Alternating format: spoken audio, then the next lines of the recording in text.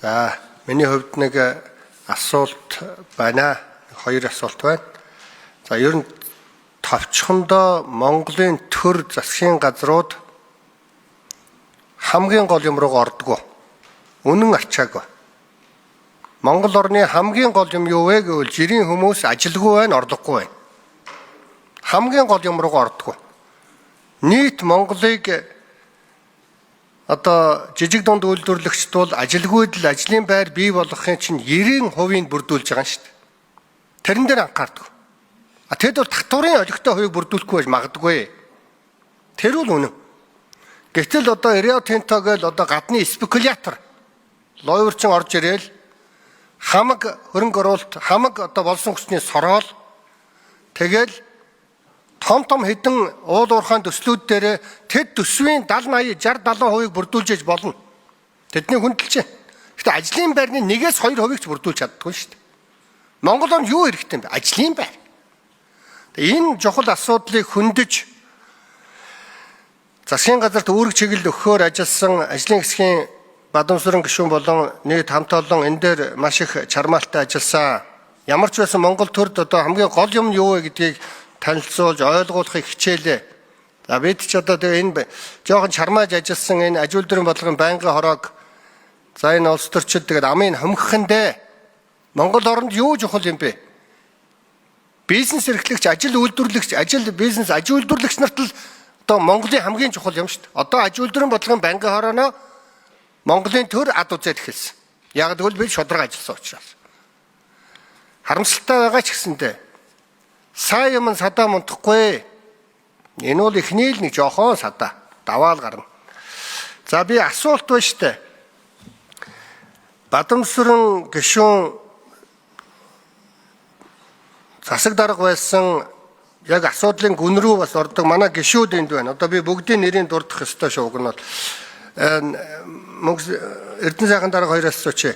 Энэ хөдөлмөрлөлтийн дэмжих сан, жижиг дунд үйлдвэрлэлийн сан, нэг нь хөдөө аж ахуйн яам дээр байгаа, нөгөөх нь хөдөлмөрийн яам дээр, нийгмийн хамгааллын яам дээр байгаа. Ингээд өөр бусад сангууд бүгдөө жижиг вант улсууд хоорондоо ямар ч уялдаа байхгүй. Энэ тэнэглэлийг зогсооход Бурхан Тэнгэр бидэнд туслах болов хизээ энэ байхгүй болох бай. Жидүүгийн зээл авсан хүмүүс нь интеграцтай одоо хөдөлмөрлөлтийн дэмжих сангийн зээл авсан хүмүүс нь гадаадын хөрөнгө оруулалтын тодорхой хуваар гэж байгаа шүү дээ. Монголын ажилгүй Монгол хүмүүсийн ажлын байрыг булаасан учраас тэр гадаадын хөрөнгө оруулагчид хөдөлмөрлөлтийн доод хэмжээгээр орж ирж байгаа гадаад ажилтан болгон дээр монголчуудад уучлаарай гэж төлдөг мөнгийг энэ ажлын байртай яаж холбох вэ? Жижиг дундтай яаж холбох вэ? Миний асуулт ойлгогдсон гэж бодож байна. Энэ дээр би хариулт авмаар. Энэ хизээ энэ бие даасан мөнгө эдэлтийн энэ схем зогсох вэ? Энэ бол маш олон жил үргэлжилж байгаа. Гэхдээ хараагүй юм шиг бүгд явдаг. Хоёрдугаар гол асуудал. Монголын засгийн газрын сайднаар том их наядуудыг зургатаар ярих юм аа. Яг л зургатны цаанаас чихэр долоолгоод яриад байгаа. Цагаан алт, ногоон алт, ямар алт ч гинөө баахан ухаантай юм яриад та нарт одоо тэгэд зээл өгнөө, тийм гоё мөнгө байна, 5 их найд байна, тэдэн их найд байна, та нарт өгөхөр боллоо. Газар дээр байдгүй. Ерөөсөө байхгүй. Тэр аймаг, сум, аймгийн төв, сум, орон нутаг, дүүрэг тэр хашаанд энэ очидгүй. Миний асууж байгаа асуулт бол зүгээр тэр одоо Баян хошуунд, Баян хонгорын баацаагаанд дорндын халах голд ажиллаж байгаа тэр хүн жижиг дунд үйлдвэрлэл эрхлээд нэг хэдэн хүнийг ажилтаа болгоод өөрийгөө ажилтаа болгоё гэж байгаа хүн энэ төрөөс зургатаар яриад байгаа гой бал барамшиг юмыг авахд мэдээлэл яагаад хангалтгүй байд юм бэ? Яагаад нууд юм бэ? Энэ мэдээллүүдийг ямар журмаар авдаг вэ? Ямар журмаар өгөх гэж оролдож байгаа вэ? Энэ талаар тогтоолд олигтой юм заах боломж бий юу? Миний асуулт ойлгогдсон гэж найдаж. 3 дугаарт. Цахилгаан дулаан өссөн. Тэгээд одоо чуулган дээр одоо хэдүүлээ цөөхүүлээ орилсон доо орилсон. Тэгээд шарлуулж байгаа л цахилгаан дулааныг нэмэл хайцсан. Нөгөө эрчим хүчний реформ будаа худлаа. Тэгээд 3 дугаар цахилгаан станцаа бүр дэлбэлж явах шиг байна. Одоо бүр сайхан дэлбэрлээ. Ямар муухай нүгэлтэй юм бэ? Цахилгаан дулааныг өсгөөд эрчим хүчний аюулгүй байдал нь 0 болсон. Нүгэл. Тэгэхээр цахилгаан дулаан өссөнөөс болоод жижиг дунд үйлдвэрлэл, өрхийн аж ахуйнууд бүгдөө дашраараа хүндэрсэн гэж би ойлгодог. Энэ талаар судалгаа тооцоо энэ эрх зүйн орчинд нь оруулах юм байгаа юу? Би 3 асуулт асуулаа, хариулт авъя.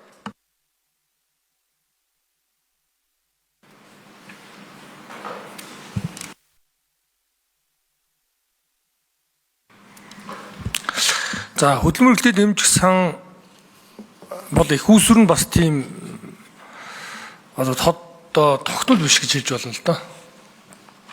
Тэгэхээр хөдөлмөр эрхлэлд дэмжих сан бол цэцэрлэгтэй зөвөрлөл хүүхдээр бол за бичил санг багангийн хүүхдтэй жижиг дунд үйлдвэрлэлийн санг дунд ахлагангийн хүүхдтэй гэдэг ингээд өөрөөр хэлбэл ингээд зээлийг ингээд шаталж олгоод явахгүй болохоор хөл дээрээ зогсож чадахгүй болчиход байгаа. Тэгээд зээлийн хөвтөмж бага учраас ямар зүйл хэлдэггүйхээр нөгөө үйлдвэрлэлээ өргөжүүлэхээр танах 2 жилийн өмнө 3 жилийн өмнө зээл авцсан дахиад өгөхгүй гэдэг. Тэгэхээр чи яаж ингэ томорох юм бэ? Тийм учраас энийг ингээд ийм шатлаад өсгөөд явъя гэдэг. Энэ гадаадын орнуудын Монголд хэрэгжүүлж байгаа туршлага байна шүү дээ. Олон улсын байгууллагууд бол ингэж зээлийг дандаа шаталж өгдөг. Тэгээ энийг бид нар үйл ажиллагаанд хэрэгжүүлэх шаардлагатай гэж үзэж байгаа. Энэ дээр бол таны санал нэг байгаа. Хуулийн нэмэлт өөрчлөлтөнд энийг бол тусгаж бас оруулнаа. За мөн очрууд тулга гишүүн нарын саналыг бол ингээд тусгаад редакцгээд явъя. За эрчим хүчний хувьд бол бас таны санал үнэ. Тийм учраас очрууд гишүүний санаачилж байгаа нөгөө өрг бүр эрчим хүч үйлдвэрлээд энийгээ төвийн сүлжээнд нийлүүлээ. Энийгээ өөрийнхөө жижиг дунд үйлдвэрлэлээ хэрэглэе. Энэ лүүн харин зориулсан төсвийн бодлого болон зээлийн хөнгөлөлтөө их усрээр энийг дэмжиж. Ер нь яг ийм л нэг дүгнэлт гарч байгаа. Бид нар ингээд дэндүү том юм яриад байгаа үнэн. Яг үр хайлын амьдралд нь хэрэгтэй зүйл нь юу вэ гэхээр хүн бүр хийж чаддаг юма хийхтэн зориулж бид нар дэмжлэг үзүүлэх хэрэгтэй байгаад байгаа. Тэгэхгүй бол ингээд зах зээл байхгүй эсвэл болохгүй гэдэг юм бол хязгаарч болохгүй. Тийм учраас энийг бол ингээд дэмжих хэрэгтэй. Тэр нь юугаар харагдаж байгаа нэхээр ингээд том хэмжээний судалгаа хийхэд манай Монгол улсын нийт дотоодын бүтээгдэхүүний ердөө 5.5% нь жижиг дунд үйлдвэрлэл үйлчлэгээ байгаа. Энэ бол маш бага тоо. Гэтэл дэлхийн улс орнуудад 40-80% хүртэл жижиг дунд үйлдвэрлэлийн бизнес эзэлж байгаа. Энэ эдийн засгийн хэмжээнд, дотоодын бүтээгдэхүүний хэмжээнд. Тэгэхээр бид нэр дахиад жижиг дунд үйлдвэрлэлийг хамгийн багадаа 10 дахин нэмэгдүүлэх хэрэгтэй болж байна. Хоёрдугаарт нь 20 иргэн хүсэлт өгөхөд 20 иргэний нэг л зээлийн хүсэлтийг шийдэж чадчих. Тэгэхээр зээлийн хүүсвэрийг 20 дахин нэмэгдүүлэх шаардлага байна гэдэг нь эндээс бол харагдаж байгаа. За тэгээд цаашаа тэр борлуулалтын бодлогоор дэмжих энэ зүйлүүд нь бол бүхэлдээ бүсчилсэн хөгжлийн хүрээнд яаж хэрэгжүүлэх вэ гэдэг нь цаашдаа хууль тогтоомжийн хүрээнд энийг бол оруулахаас гадна энийг хэрэгжүүлэх дээр нэлээд том ийм цогц бодлого хэрэгтэй байгаа. Тулга гишүүний хэлдэг хэлдгээр бол эдийн засгийн хөгжлийн яам дээр ийм өсөлтийн төвүүд гэдээ гарсан байгаа. Монгол улсын хэмжээнд нэг аймагт 3-4 сумыг өсөлтийн төвүүд нэрлэе. За энэ төв дээрээ тулгуурлаж кластер хэлбэрээр бодлогуудаа хэрэгжүүлье гэдэг. Тэгээд энэ бол ингээд жоохон цаасан дээр байгаад байгаа л да. Тэгэхээр энийг яг энэ бодлоготойгоо уялдуулахын тулд бас л бүс орон нутгийн санхүүжилтийг нэмэгдүүлж өгөх хэрэгтэй байна. Өөрөөр хэлбэл газрын дос, уул уурхай, ашиг матамлаас орж байгаа орлогоос нь тодорхой хувийн энэ орон нутгийн хөгжлийн санд нь нэмэгдүүлж хуурилдаг. Тэндээсээ зээлээ орон нутг нь өөрөө шийдэж явахгүй бол манад бол ингээд 21 аймаг нийслэлийн 9 дүүргийн бизнес эрхтэгч ганцхан Эрдэнэ сайхан дарагтай жижиг дунд үйлдвэрлэлийн агентлаг дээр бүх зээл авдаг. Энэ зээл нь болохоор жилдээ ганцхан удаа конкурс зарлаж байгаа юм шиг зарлаад ганцхан удаа өгдөг. Тэгээ энийгээ судлаад явсараа л нөгөөдг нь намар болчдөг. Тэгээ зээл нөгөө уулын зуны цагт аваад ашиглажмаар байдаг. Тэгээд энэ нь намар болчдөг. Бусад орнуудад бол энэ бидний томилжуурын хөгжлийн сангаас хэрвээ сан хөрөнгөтэй байнгын жил бүр мөнгөтэй болчвол энэ тогтмол хизээж очиж зээл авах шалгуураа хангасан бол авч чадах хэмжээнд боломжтой болгож өгөхгүй бол үндсэндээ энэ бол ингээд одоогийн тогтолцоонд хууль эрх зүйн орчинд бол ерөөсөй болохгүй байгаа. Хугацаа нь хэд богино байгаа. Ийм 3 номерын микрофон хариулъя. За Ганбатар гишүүний асуултанд хариулъя.